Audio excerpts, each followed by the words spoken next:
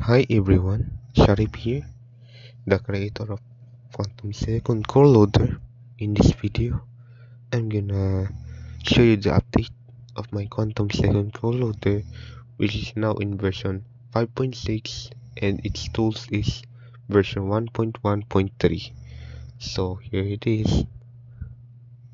Sorry for the noise you hear because it's night here. And you can also visit my GitHub repositories so you can analyze the updates and mirror my file to test it on your own devices. And also, don't forget the risk or the safety that my loader can have, because mostly for those beginners it will make their device break if can misuse.